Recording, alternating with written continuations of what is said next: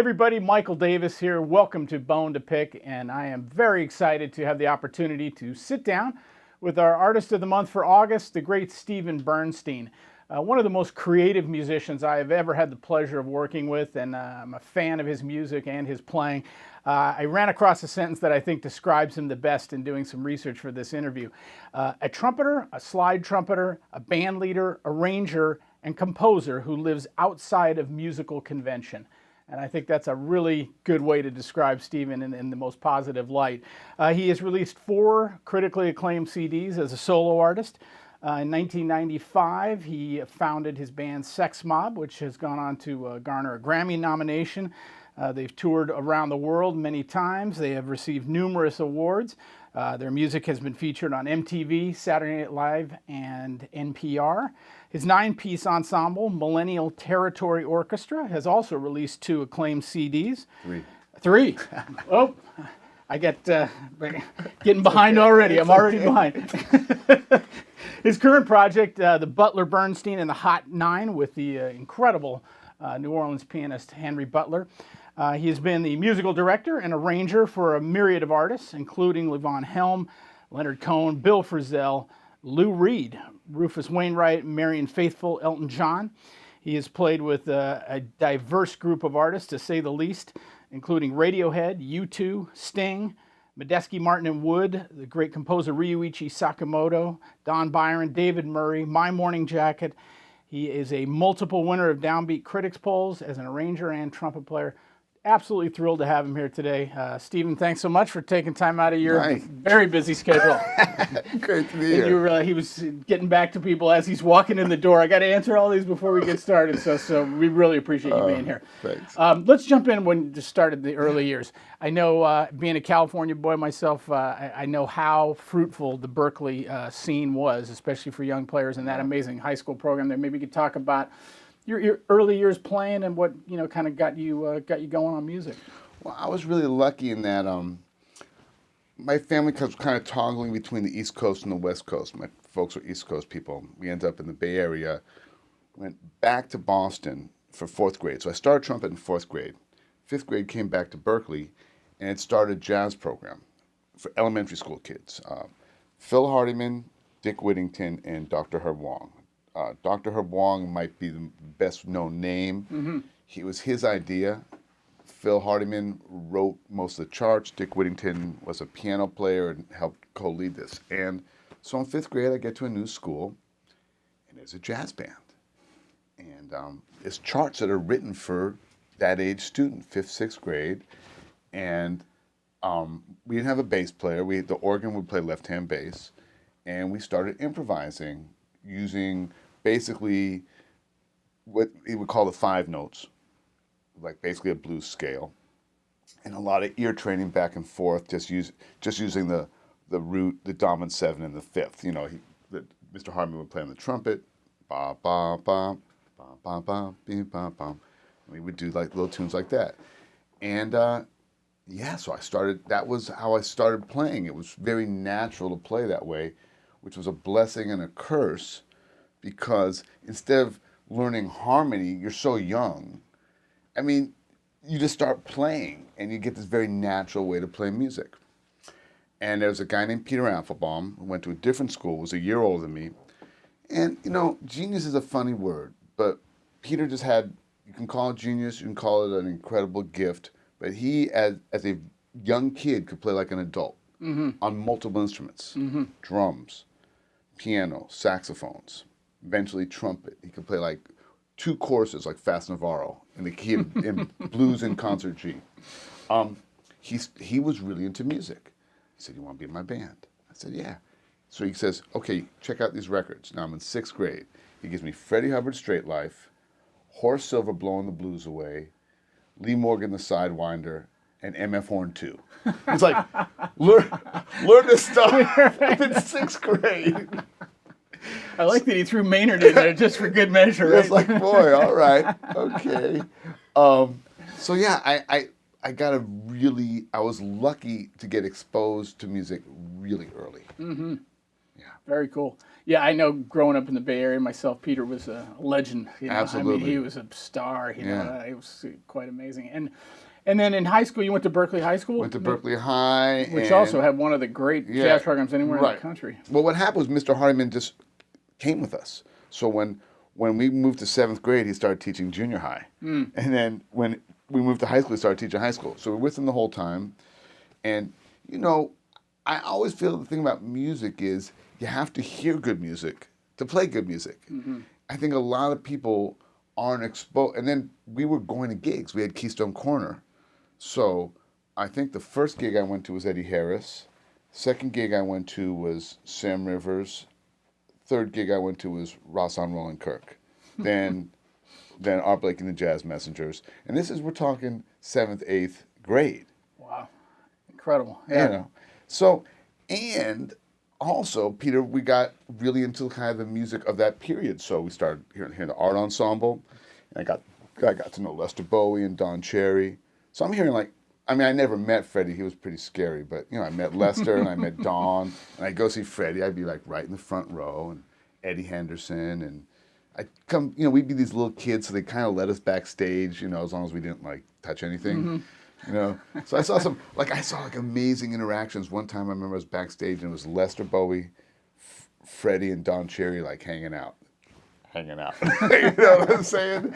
But yes, I do. But it kind of broke down that idea of styles. It's right. No, these are guys that they have the same job, different specialities, but they're in the music business, So yeah, so I am, and the funny thing is, of course, as you remember from high school, we had competitions, jazz competitions. Sure. And you'd win the competition, so you think, well, man, I must be really good. I got the Monterey Jazz Festival All-Stars, we win this, we win that. And then I come to New York and the truth hits. New York, always the great equalizer, that is for sure, right? Well, let's talk about that. You get to, you ended up starting at Columbia, right? Yeah. And what was that like for you, going to an Ivy League school coming out of Well, I was pretty smart, I was good I knew how to write papers, I knew how to read well. But here's the funny story. I already knew people in New York. I gotta say I had amazing teachers too. I haven't even said in the Bay Area, a guy named Warren Gale. I think I need to give credit to these guys. Warren, and this must have been 8th grade. Warren had written out, if people don't know who he is, Warren is a great trumpet player who really a kind of Woody Shaw, same age group, Him and Woody and Oscar Bashir were using a lot of the same post-Coltrane vocabulary. And Warren had written out every piece that Kenny Dorham had recorded, had written and recorded, Lee Morgan, Booker Little, probably somebody else along that line, and that's what we would play for our lessons in 8th grade. And but the funny thing, Mike, is I have no idea what's going on harmonically, but I can play the melodies. Right. So on one level I can play this music, on another level I have really no idea what's going on, and I still don't. Well, I still maintain it's if you can hear it, whether you can explain it or not, it's really about hearing it. Right. And then I had John Coppola. Now I don't know if you ever met John. Yeah. And so John was a guy who kind of, I love to tell this story. I'll tell the story real quick. I had an attitude. Duh. I walk into John's. Everyone said, man, if you're serious, you got to stay with John because he's an old man. John, he wasn't old. He was my age. But he had played, with Woody and Stan Kenton and Billy May and that whole world. Right. So I walk in and I go hey, man, I've heard about you. Everyone says I need to be here for lessons. But I just want to tell you, I'm really into the new music. I love Lester Bowie. That's my man. And John goes, oh, okay. And he puts on this Rex Stewart record from 1942 where everything Lester basically ever played, Rex is playing over this stuff. And my mouth drops open. He goes, yeah. He goes, Les is a good trumpet player. He goes, people have been doing that for a while. He goes, let's focus on learning to play the instrument, okay? Nice. So I had a great, no bullshit teacher, just sticking it to me man, okay, you love music, but you got to learn to use your air. You got to learn to play this thing.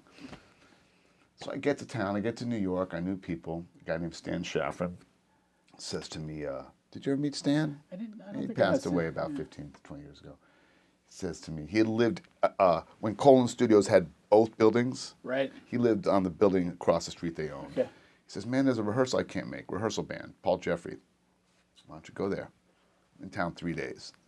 Now, the thing is, by 10th or 11th grade, I could read a second trumpet book in a big band. I knew how to do that, how to, I'd been taught, it's like a skill, and I'd learned it.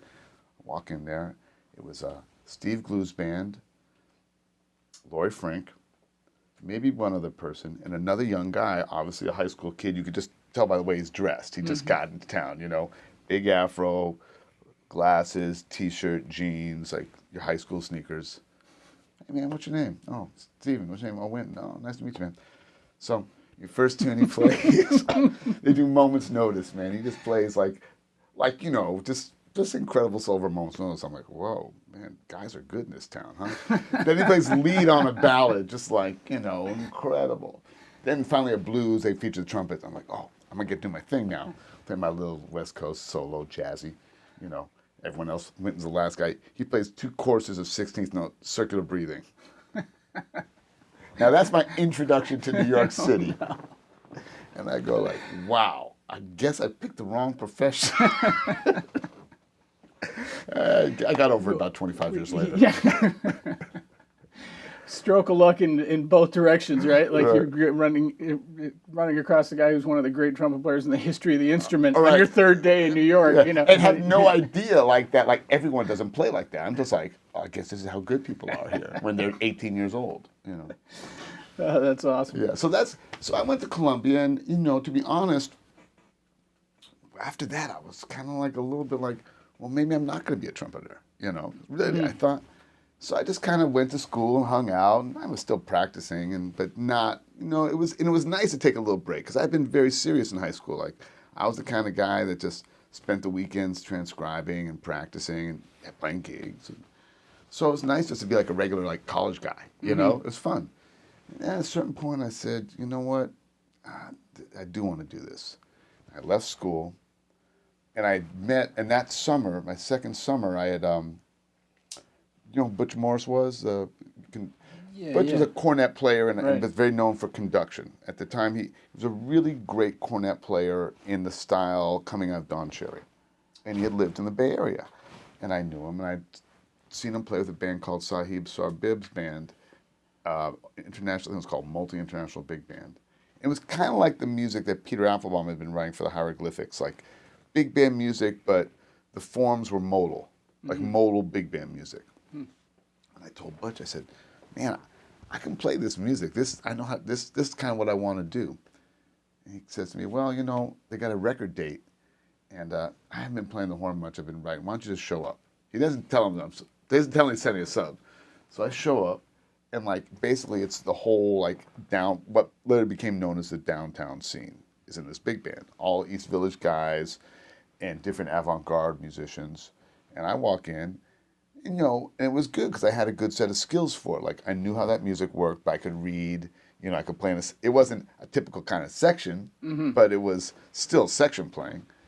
And I meet a bunch of guys, and they're all like, oh man, come on Sunday. We have a little gig at the Ear Inn with a band called the Microscopic Septet. I go there. John Zorn's playing saxophone at that time. Elliot Sharp's hanging out. Wayne Horvitz is hanging out. Bobby Previtt's hanging out. It's that whole what became known as the downtown scene, and I meet all these guys, and there wasn't really a trumpet player on that scene that kind of had a little skill set I had, which is I knew how the music worked, I could read, I could hang, and I just started working with those guys. So that's what I did, man, and Nice. And that was kind of like at 19, or I guess I was 19 years old, I met that group of musicians. Very cool. And you've referenced the downtown scene. How would you define that for those? We have a lot of folks who are orchestral players, but it's such a famous thing, an entity. But that you just touched on the beginnings of it. How did that evolve, and how would you describe the downtown scene? It was called the downtown scene because a lot of people lived in the East Village.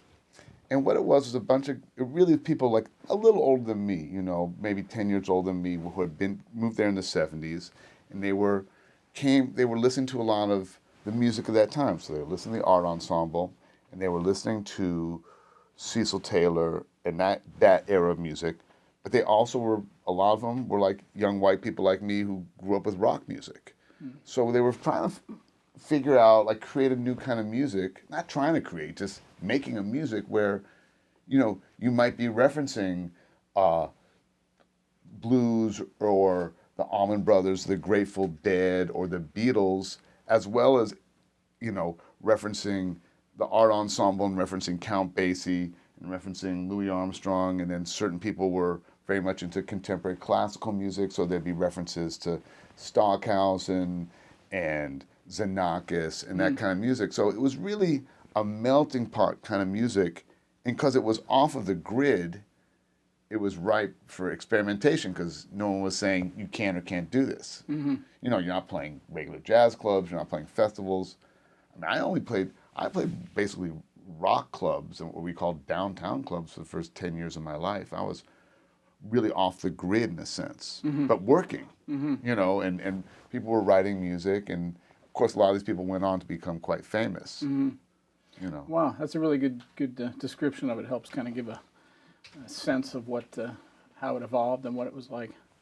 As the downtown scene then evolved, your career also flourished tremendously. I think, at least from what I could see in the lineage of all the amazing things that you've done, seems like John Lurie and the Lounge Lizards was a very important early gig. Not at the very beginning of your career, but certainly early on. Maybe you could talk about your memories of working with him and the band and what absolutely. that was like. Well, that was like kind of the premier gig on that scene, and it was.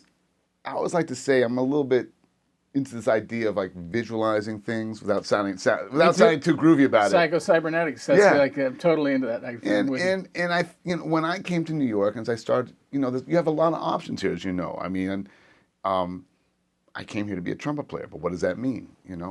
And I heard Hal Willner's music and I heard John Lurie's music, and I noticed. I said, man, I really like the way these guys' music. I like the way it sounds. I noticed they don't use trumpet players. I said, I'm going to play trumpet with those guys. And the funny thing is I ended up playing trumpet with both of them. And John had heard, I had a band, Spanish Fly. It was a collective band with Marcus Rojas and Dave Tronso. So it was trumpet, tuba, slide guitar. And it was kind of a real break. It was a kind of a change into direction for the downtown scene because we played more groove music than a lot of those bands played. And we were also, just the way we played, myself having played a lot of salsa gigs and funk gigs, and Tronzo being a great blues player, and Marcus having an amazing time. I mean, we played a groove. It was a real groove. It wasn't like playing at a groove. It was actually a groove. So a lot of rock musicians liked our band, and a lot of the free people liked our band because we also played really free. And John had heard that band, and Hal had heard that band. They both heard the band, and John was putting together a new version of the Lounge Lizards and asked me, he said, and John's got this great voice. If people don't know who John Lurie is, he's a very interesting man. He's a saxophone player, composer, actor, and painter. Very successful in all those. One of the few people I've met in the arts who has had 3 disparate careers. Now he doesn't play music anymore. He just makes art, paints. Incredible painter, has showings all over the world. And because of his acting, these movies he had done with Jim Jarmusch had become kind of cult classics. So one of the things about music is that audiences often come because there's a cult feeling. They want to see somebody on stage they know. That's why if you do a gig with someone who's a movie star or TV star, there's going to be people in the audience. So John, even though he had started the Lounge Lizards before the movies, was starting to get these big audiences. And his music was getting better and better. Like his composing was just kind of really opening up. And he was putting together a new band. And it was a real gig. I mean, it was like paid rehearsals.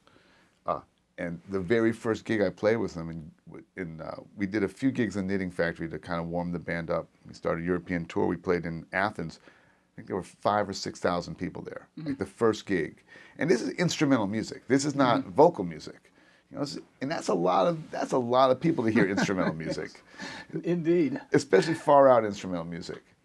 So I started working with John, and it was really, now it's like kind of like, now you're in this great circuit of like playing these great European festivals, getting to meet the promoters, getting, playing, I'd always worked. I mean, I'm one of those guys, like, whether it was like Haitian gigs, weddings, cumbia bands, whatever, Right. Occasionally the jingle, we got the good call, thank you, jingle, but I've always worked, But this was like, a nice level of work. And then John started, he started calling me saying, hey, I wrote some music, will you transcribe it for me? And because coming through big bands, writing music is very interesting. And coming through big bands, no matter what, if I'm writing for Lou Reed or if I'm writing for anybody, it's still big band music to me. It all, like when I write out, people laugh because when I write out rock music, it looks like big band music. Like that's how I came up. Yeah. So I have a good way it's very easy for me to hear music and see what it looks like. They all look like Neil Hefti charts. Can't go wrong with Neil Hefti charts, so that's perfect. But you know what I'm saying? Of Because course, yeah. there's this language we grew up with that makes it very easy to define what the rhythmic patterns are.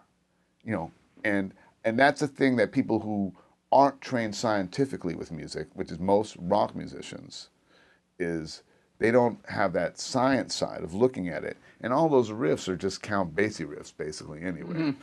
So I started, and through Peter, I knew a lot about 6/8. The whole thing, John was writing a lot of African music, African-inspired music, where there's a lot of 6/4, so maybe, so I knew how to write those patterns. So I started, basically transcribing his music for him. And then that led to films, and we did some, really big. The first film I did with him was Get Shorty, which was a huge film. Big, yeah. Yeah. So, but I was always doing it with my friends, so it was a very natural progression. Yeah, that's very cool. I think it's a really great point for all of us to know. Like the big band is really like an important vehicle for your development as a musician, and that's why you see high schools and, like you were saying, elementary schools and junior high schools and certainly high schools and colleges. It is a very important ensemble for getting the tools and the skills that you're going to, like, obviously you've done that. You've carried it over to all these different mediums, but it is transferable, and it's really an important. Yeah, and I'm it's interesting because in the old days, it was also a bit of you could work.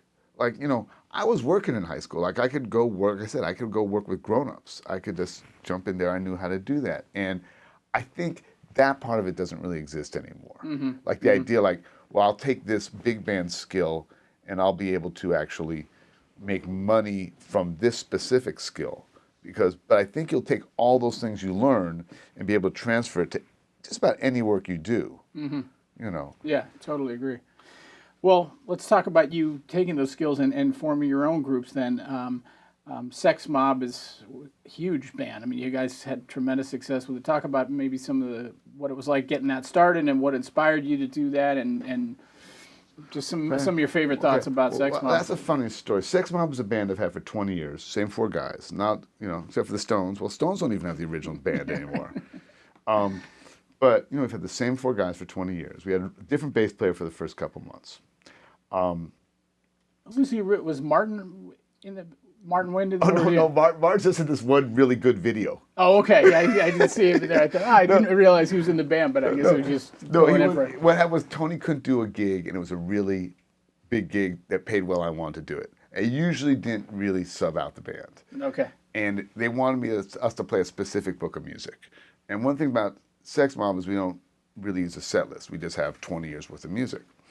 So they wanted us, at this festival, they wanted us to do this specific record. So I said, well, that's easy to teach because the guy just has to learn the record. But it's so funny because it's actually a really high-quality German video that many people have seen. It's probably like the best quality video we have. So I was like, oh, I saw Martin playing with you. It's like, yeah, he played once. Like, but it's a Tony show. Like, yeah. So here's a funny story. So I got my first slide trumpet. And we haven't even talked about the slide trumpet. Yeah, we got to get into the slide trumpet. But we're going to talk about the slide trumpet right now because it's SEXMOB. Yeah. So in the early 70s, or the mid 70s, Getson made a slide trumpet that was, I think, $75 or $50. And so a lot of trumpet players just bought them because they were so cheap. Mine I bought for $25. I was up in Woodstock at Creative Music Studio in '77, driving to this guitar store, and on the wall is a slide trumpet. I said, man, how much is that? The guy goes, $25. I'm like, okay. It's like, so I had a slide trumpet. I had one, and I brought it to New York with me. Didn't really play it that much, but when I started Spanish Fly, I would play it on a few songs.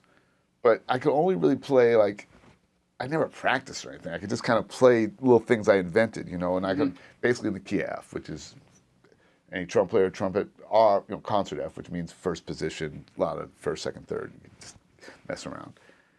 And playing one of our first, probably our first European tour. We're playing at a festival in Austria. Dave Douglas is there on his first tour as a leader. And Dave, a lot of people I'm sure know Dave is really the most kind of successful guy of our generation at like getting music out there. Sure. Yeah. Really, really smart. Really has brain works in a really special way. And he looks at me after the gig and we're having a beer and he says, man, you should practice that thing. I was like, you're right. I had never thought about that. I just played it, you know? It was enough to do with practicing trumpet. So I said, okay, that's a good idea. I'm going to start to practice it. So I started to practice it. And I had an idea. I said, man, what if I start a band and I only play slide trumpet? Like, what would happen? So I had this idea, and there's some younger guys that come to town, Brigham Krause, Kenny Wallison. I talked to them. I liked the way they played. I said, you know, I want to put together a band where I just play slide trumpet. You guys in for the ride? They're like, yeah, let's do it.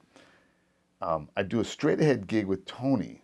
I'd never played a gig with a bass player that good. Mm-hmm.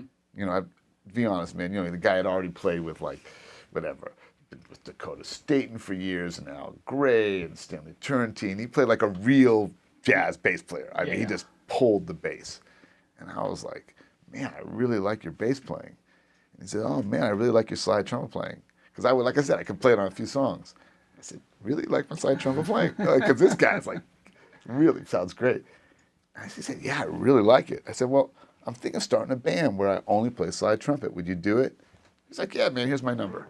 It's like, oh, wow, this guy is like a really great jazz player. So I put together this band. I don't have a name or anything, but just an idea.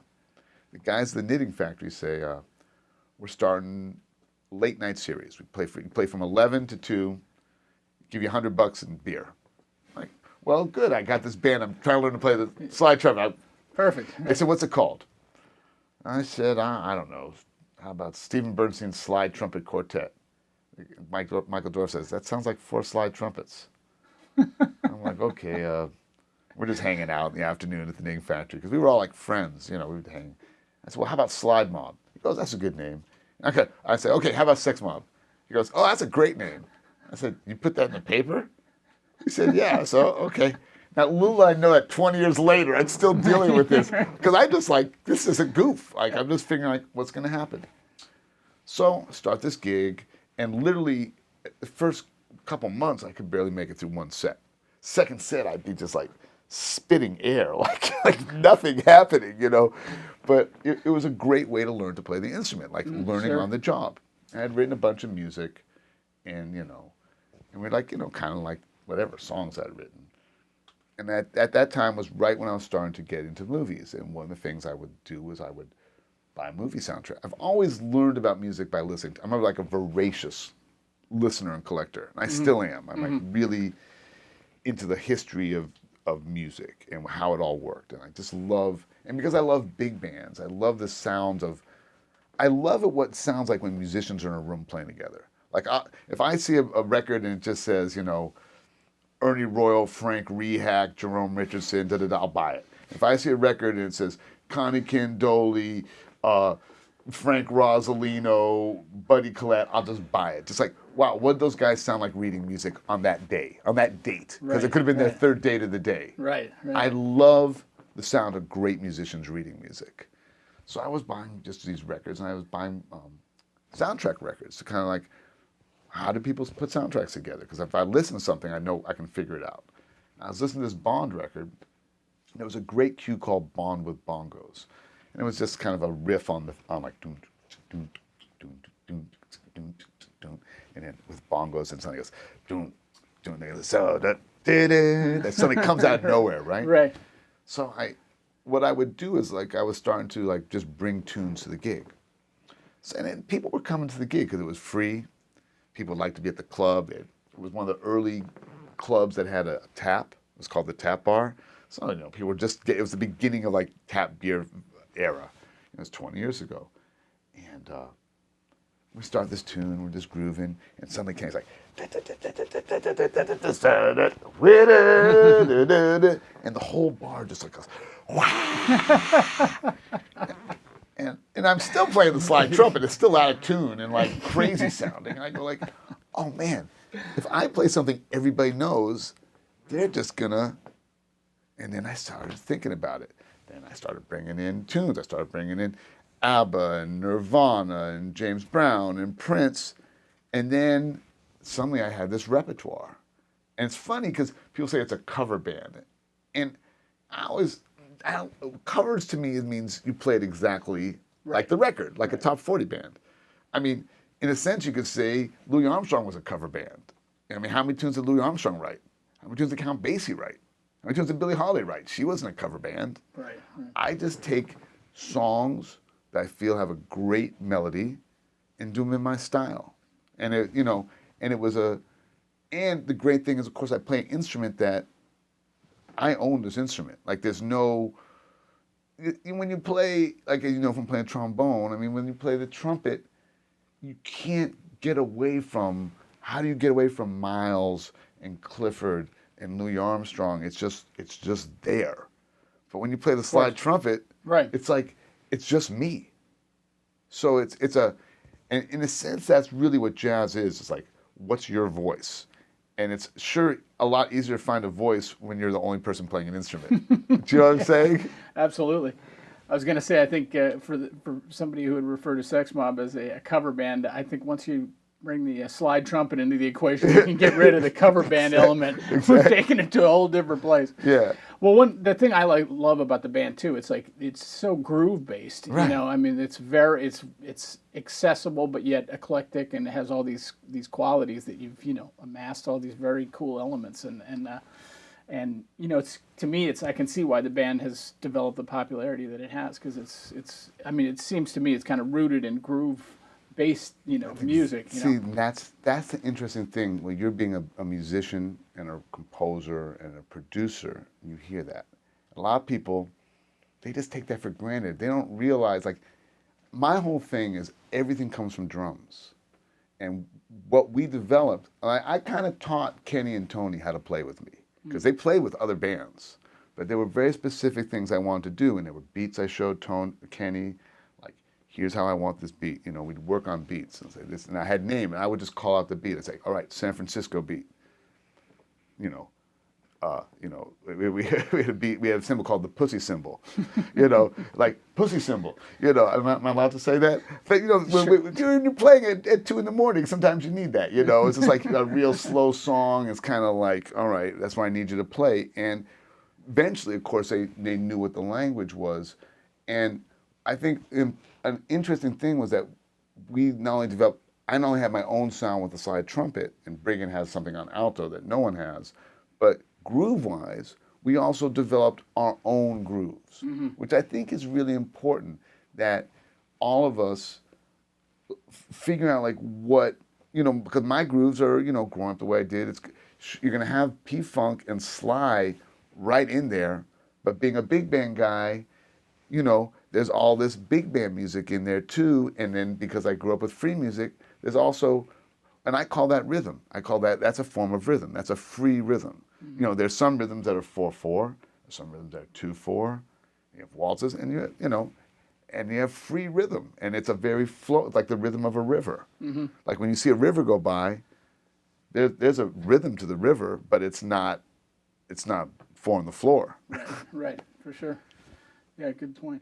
Well, let's talk about the Millennial Territory Orchestra, which to me is a nice, I don't know if I'd say it's an outgrowth of SEXMOB, but now you've added more instruments. It's orchestrationally more going on, but still, to me, it has a lot of that cool groove element thing. Right. But maybe talk a little bit about starting that band and where you've gone with that.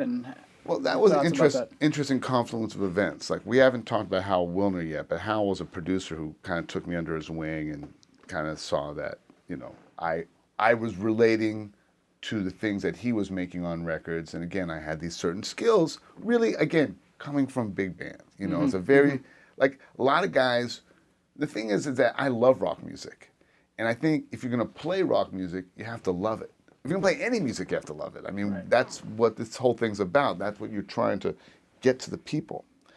And so Hal was doing this movie for Robert Altman called Kansas City. And he had hired me basically as a set of ears. He said, because he knew I knew the science of it. He said, I just want you to, I was being paid to listen to music for like 3 months. He said, every week, back in cassette days, go to the place and hand me a bunch of cassettes. I want you to just listen to this. So basically, when he said, you know how sometimes producers will tell you something abstract and you're going to have to understand scientifically what that is? Sure. I know what he meant because I'd be like, okay, this is, when he's talking about this thing in this kind of music, that means the horns are phrasing like this, or that means it's a unison, or that, you know, something that's intrinsic in this style of music. And I went down there, and the idea was that they were going to kind of improvise these songs, because Hal really is really into the moment. And we had an incredible band. I mean, it was, you know, Fathead Newman, Josh Redman, James Carter, Nicholas Payton, Christian McBride, Ron Carter, Victor Lewis, Cyrus Chestnut. I mean, it was just, but guess what? They couldn't really improvise these songs because they didn't grow up playing these songs. So Hal's like, well, you can write arrangements, right? I'm like, yeah, I can. All right, here's what we need for tomorrow. And so suddenly it's like, I'm just in the hot seat. It's like every night. It's like, okay, here it says in the script that this guy walks in, this guy walks in, this. We need an arrangement of this that sounds like that. As if, because it's supposed to sound as if natural, like people are jamming. You know, like so-and-so's walking in, they're playing whatever song it might be, 1 o'clock jump, and this guy walks in. So suddenly I'm like writing all these arrangements. And luckily, being a musician, and I'm sure you've noticed this too with conductors, certain conductors, their whole thing is power. And certain musicians don't react well to that. So here I am with a room of guys who are all great, better musicians than me. So I just sit down and I tell them, look, man, we're all in this together. We got to make this work. I'm going to be like doing my best to write arrangements every night to make this work. I'm going to need you guys just to, you know, if there's a wrong note, just fix it. Like you guys know what, you know how this, at least I'm going to give you a framework. And everyone was so cool and so like gracious about it. You know, I said, look, I'm just going to be pumping these things out. I guarantee you every note's not going to be right. So just put the right note in. And if there's a better note, play the better note. Like, what do I care? It's like, all I want to do is get this job done. And it ended up being great because there was a structure. So it wasn't people sitting around looking blind, like lost in their headlights, but everyone was allowed to, you know, express themselves. And so I learned a lot about this music. And when I was done with it, like I didn't want to stop listening to it. Like I had like gone down the rabbit hole. And I don't know, I wasn't really a bassy guy. I was like really an Ellington guy. And I spent about 20 years listening to Ellington every day of my life. Like every day. Every day. And I started listening to bassy, and then you're not just listening to bassy, you listen to Andy Kirk, Clouds of Joy, Benny Moten, and then also even some of the other Midwestern music from maybe Chicago. So I'm listening to things like the big Tiny Parham, and it's this music before things got consolidated, because it's 1937, 1936, that kind of stuff, and they're still using march forms, ragtime forms. They're still doing those things they would do where there'd be like a song would be in minor, but then it'd be the blues would be in major, and then it would go back to minor. There were like a lot of things that kind of got lost along the way. But I was fascinated by all this structural stuff. So I'm still listening and trying to like figure out like, well, what is all this stuff? And then what happens is, like SEXMOB's gotten really big, you know, like there's like lines around the block to hear us on our midnight gig. Now we're playing at Tonic, and like models are coming. It's like, you get, every once in a while you hit that thing in New York where people want to be there. Right. We had a good club in the right neighborhood to play, and Bill Frisell hires my rhythm section. Now, what are you going to say? I mean, greatest guitar player right now, coolest guy, wants my rhythm. And Kenny was already playing with him, but he'd come to your SEXMOB, he heard Tony, and it's like, okay, so now I lost my rhythm section, but I have a gig that people are coming to. So I say, man, why don't I try to put together a band kind of exploring these things I've been learning from this Midwestern music.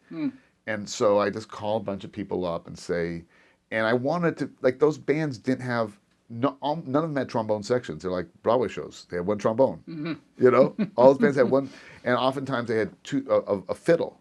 It was usually like 2 trumpets, fiddle, trombone, and 3 reeds.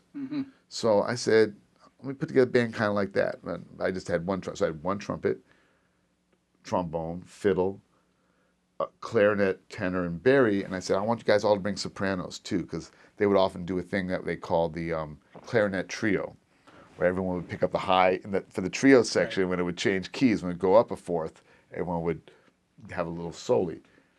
And I think the first gig I had 3 songs and we improvised the rest. And it was great, you know. And then, you know, I had started doing this, and the second gig was the day of Lester Bowie's funeral. And that was really emotional. And in honor of Lester, I had a cigar. I never drank much, but I said I had a little whiskey on stage, and I was just like feeling it, you know. And we started with St. Louis Blues, which was a great Lester Bowie version of. And this is how things work. It can work in New York. There's a guy in the audience, hands me his card. This is great. I run Pori Jazz Festival. I'm taking New York this summer. This is my second gig. We've never rehearsed. We just met downstairs. I have 3 charts, maybe 4 by then. Now I have a guy say, I'm taking the Pori Jazz Festival. He goes, don't worry, I'll get you. And he takes us, you know, because they have a circuit. So we did, I guess it was North Sea, Pori, and I don't know what the third one, I can't even remember what the third one was, but it was the third one in the circuit, Molde Jazz Festival. And so here I am, like, and, you know, I'll say thank Lester Bowie for that. Like, you know, he gave me the spirit, and that started touring with that band. Now, when I started with that band, I was doing, like, all older music, and I would have groove sections in it because, you know, and that had Ben Porowski and Ben Allison. So that groove is a little like Ben Porowski's from New York. Kenny Wolleston's from California. So Ben's got that real New York groove going. So that band had, when we hit a groove, it had that feeling. And one day, by the way, we're neighbors. I'm at the mall. I'm walking through the mall, and in my head, I hear,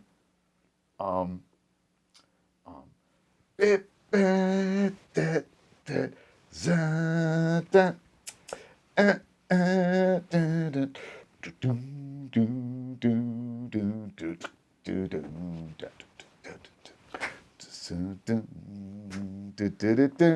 I said, oh man, that's Signed, Sealed, Delivered, but played like a slow, like Kansas City song.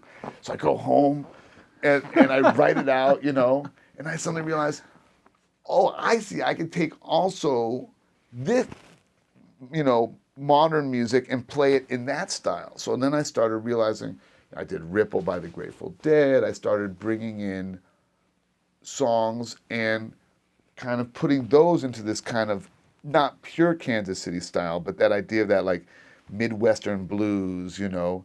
And so then suddenly the repertoire just blossomed in that band as well. Wow, fantastic. Yeah, it's interesting. Interesting path for both bands. But, it's very cool. Very cool. Maybe talk a little bit now about, you know, you are super well known as an arranger, and, you know, you've already alluded to some of that, but maybe talk a little bit more about some of the arranging stuff you've done. You know, I know you've worked with Hal a bunch, and you could expound on that if you like, but you know, through your own bands and other projects for just tons of different artists, you've done a lot of stuff as an arranger. Well, the thing about Hal is Hal's got his hands in a lot of worlds. I mean, he's worked at Saturday Night Live for longer than anybody except for Lorne Michaels. And so he knows, and he's a guy that people don't know who he is. He produced the first tribute record. Now we're all used to tribute records, but Hal kind of opened that genre up. He invented that basically, and he made a very successful Disney record called Stay Awake in maybe '84 that had Ringo, Natalie Merchant, Sun Ra, Ema Sumac, Dr. John, Gil Evans. I mean, just like that whole idea of like, and which I could really relate to, this idea like, oh yeah, I love all this music, you know?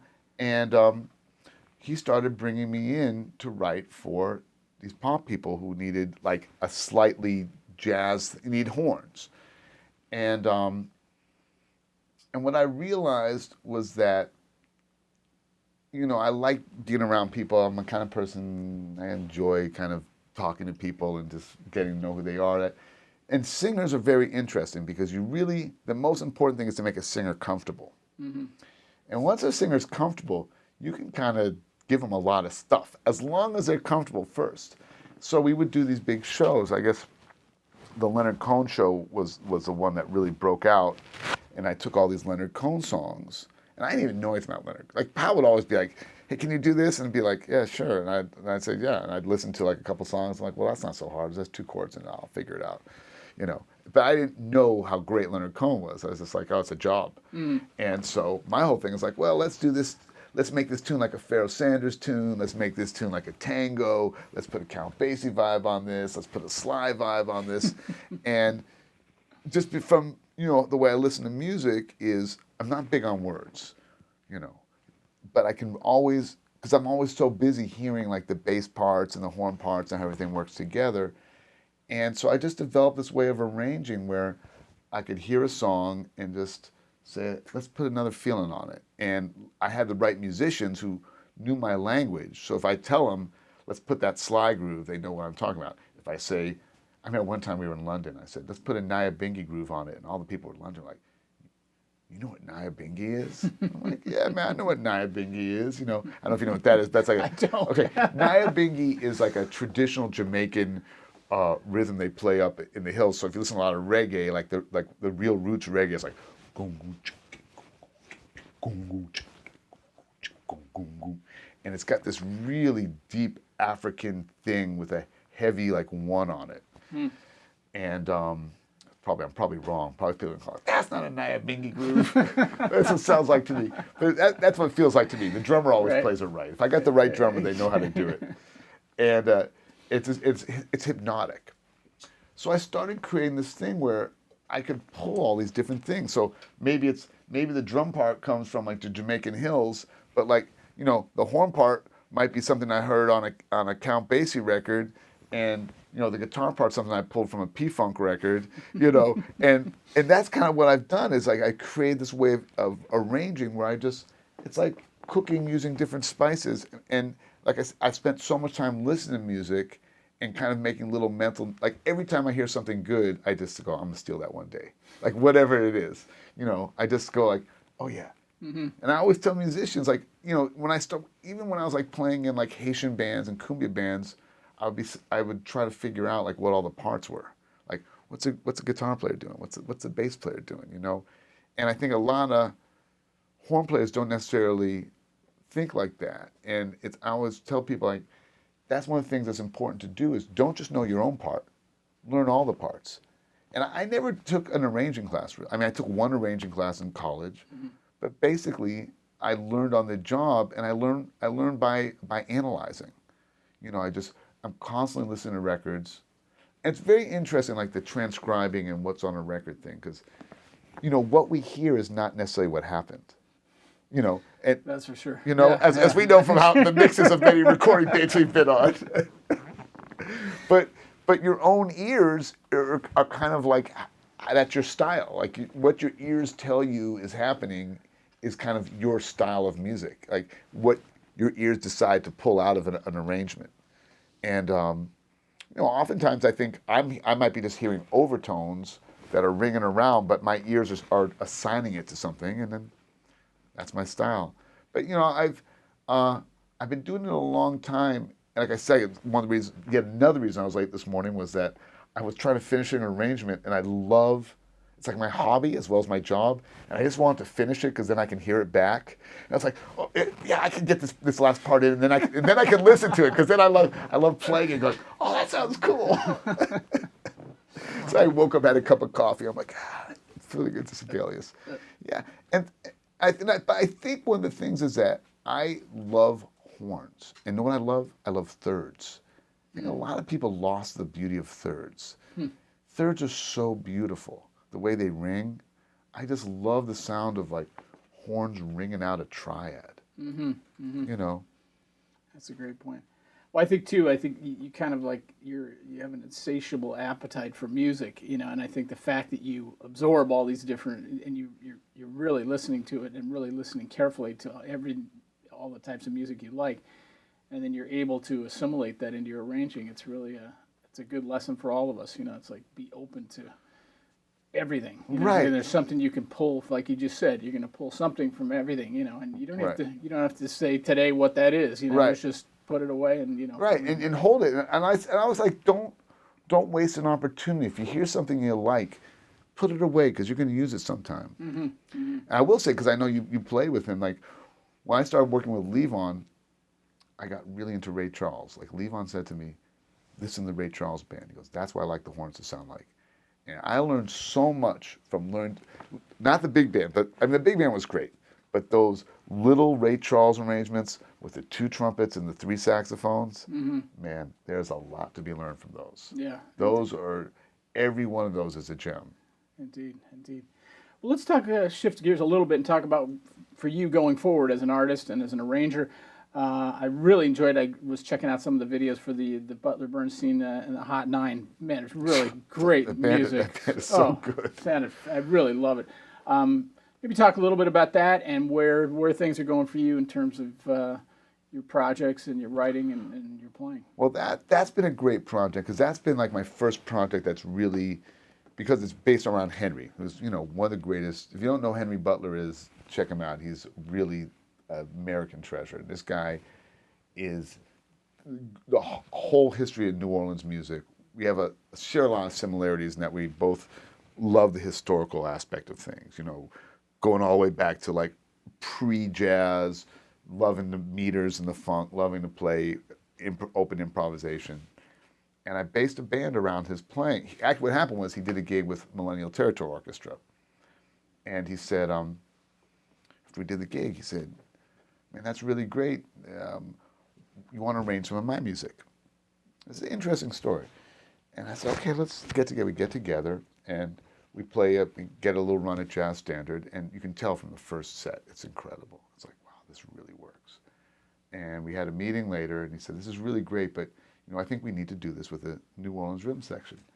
I couldn't figure out what he meant because it sounded so good. And then when we did it with a New Orleans rhythm section, I knew what he meant.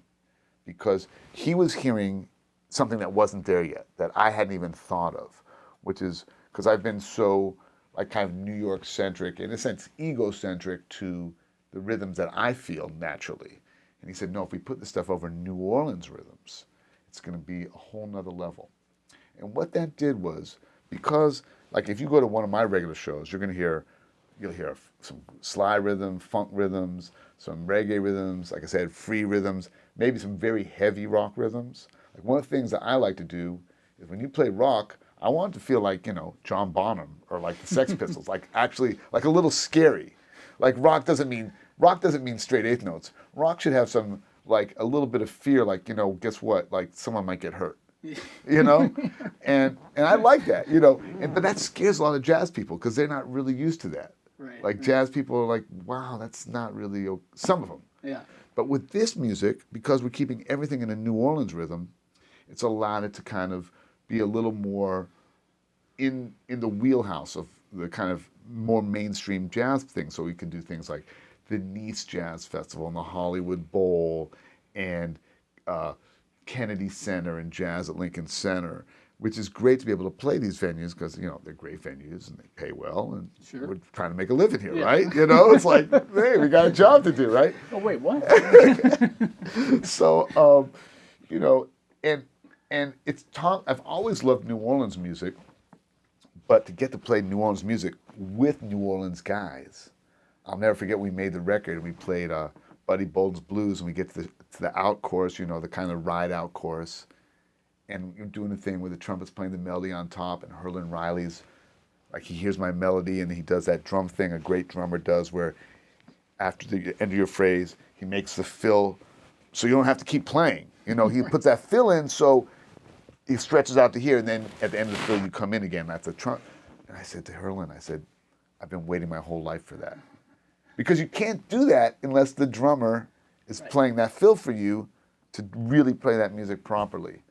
And again, 'cause like I said, I love writing. I'm constantly writing for that band. We just played at Central Park. We debuted a new arrangement for that. I'm working on a new arrangement of Diminuendo and Crescendo in Blue for Newport, you know, because Henry thought it'd be kind of cool to kind of do our own take on that. We have a whole book of New Orleans R&B music as well. Wow. We've done. Yeah, because like I said, I like to write. I really like to write. I have a new SEXMOB record out and CD, and this is really interesting. I was trying to figure out, like, all these CDs, like, what, as you know, what does it mean to put out a CD now? I mean, so few people buy CDs. People just download for free. I read David Byrne. Have you read David Byrne's book, How Music Works? I haven't, no. Interesting book. Read it. Wow, I'll check it out. Yeah. Great. And what I really liked was talking about the music business. And I said, well, what do I want to do for my next SEXMOB record? Because I really want to make a record. And, you know, like the last record, you know, it's like, to be honest, I don't even think I broke. I paid for it myself, and I didn't think I broke even yet. Mm-hmm. And it's a good record that people bought and listened to. And I said, you know what? I'm going to make this really cheap. I'm going to do it at Tony's house, like no engineers, just the four of us in Tony's house. I'm going to put it in just like a little, like, recycled cardboard with no fancy art, no graphics. Just it looks like you know, like it's artisanal. Right. And I tell people, and I sell it off the stage for $10. And I tell people, please don't put it on YouTube, and please don't even like write about it on Facebook or Google it or blog about it. For now, eventually I'll have a digital release. But the idea of it being like artisanal, like it's between me and you. Yeah. And I tell people, like, if there's a song you like, your friends come to your house, play them the song you like. That's how to share it.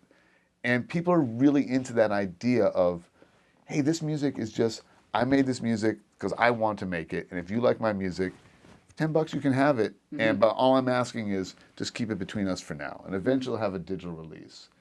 I have I keep moving ahead. I have a new project with 3 guitars called Blue Campfire with Larry Campbell, David Tronzo, and Cardenas, and just trumpet and guitars. And I really want to make a beautiful record. Like, just feel I'm at a point in my life where I just want something beautiful. And we just did one concert. I think we're going to do it on Artist Share. Okay, go to Artist Share and find out about this. And it's my music, but it's also, we're playing some Grateful Dead tunes, Band, Monk, Ellington. And I always loved, you know, especially from being around Levon, but I've always loved the way, like, you know, when you're around guitar players and they're just sitting in a circle and they're looking at each other in the eye and like talking while they're playing. You're right. Well, we don't get to do that as brass players. No. You can't be like, hey man, check this out. It's like, but so I just said, let me get that. And Larry, who, if you don't know who he is like the premier go-to guy, you know, that people, you know, he was with Dylan for years, and everyone calls him because he can just play anything on the guitar. He's well, not just guitar, fiddle and pedal steel and banjo, and a producer. And he's not really used to playing. He improvises, but he's not used to like jazz musicians like Cardenas, who, you know, plays with, you know, was playing with Paul Motion and playing with Charlie Hayden and all that stuff. It's one of my favorite guitar players. What a tone, huh? Oh, and Tronzo, who's just, you can't even describe what he does on slide guitar. And everyone's just reacting and listening. And it's just about melody. Beautiful melody. I just wanted it sound like an orchestra, you know? And so that's my next record. And then I just started a horn band because I got a gig. Guy called me up or emailed me on my, Facebook me actually on my birthday saying, would you put together a brass band to play on a boat in Austria to start my festival? I was like, yeah, why not, man? So I got a new book of music for 2 trumpets, 2 trombones, 2 altos, drums, and tuba. And that's really cool because it's like, you know, I usually don't write in pairs. With MTO, it's either written in 2 sets of 3, or I like to write a lot of individual things or do a lot of mixing where, you know, you might have the baritone sax and the violin on one phrase, and the next thing's clarinet and trumpet. You know, I've always been kind of fascinated by, like, well, what happens if I put these two together, these three? But brass bands, the way you write it is like trumpets are together, bones are together, altos are together. So it's giving me like a whole another kind of palette to explore. And people love brass bands. Yeah. Oh, yeah. It's an incredible sound. Well, as always, Stephen, you're inspiring to be around because you're so energized, and it's just like I'm like looking at myself, going, "Come on, do something." It's good. It's great. You know, as we kind of wind down, I just wanted to ask you a question that you can take it any direction you want to go with it. But I'm going to read it so I say it exactly as it intended to be. If you knew what you know now, and were suddenly 25 years old again, how would you approach this business going forward in 2016? As a 25-year-old in 2016? Yes. I would have learned to play piano a little better. Other than that, I think I would have done everything the same. I kind of wish, because I can't play piano at all. Yeah. Just kind of a drag. Yeah. I mean, I just, you know, trumpet was always really hard for me, so I spent a lot of time just practicing long tones. I still spend a lot of time practicing long tones. I mean, that's, you know, I wake up and I just play long tones. And I kind of wish I had, like, learned piano technique. And other than that, you know, I mean, I love music. I mean, obviously, it's, like, not, you know, I've been luckier than most. You know, I raised a family, I have a house and this stuff. It's obviously, like, not, you know, sometimes you think, I have a line I like to use. It's not bad. It's okay not to have a job as long as you're working. Well said. Yeah, I like that. You know, yeah. but when those times when you're not working and you go like, hey man, wait, I don't get it. It's like, I do this all my life and it can get a little frightening, which you know, right? We all know this. It is, you know, you have to really love this and go like, and you know, I went all in and I think I'd go all in again, but maybe with a little piano technique. Well, that's awesome, man. It's great advice. I think that's no matter what it is, no matter what the technology is, you got to be all in. Yeah. And that's a great piece of advice. Yeah. Stephen, I can't thank you enough. It's been great to spend some time with you. I hope you all enjoyed this as much as I did. Make sure to check this gentleman out, SEXMOB, MTO, Butler, Bernstein, and the Hot Nine. Tons of stuff coming up. Yeah, go to, and if you think this is good, go over to Artist Share and hopefully you can figure out about this Blue Campfire record. And long tones every day. Stephen, thanks so much. What a pleasure. All right, man. Thank you. All right, we will see all of you next time on Bone to Pick.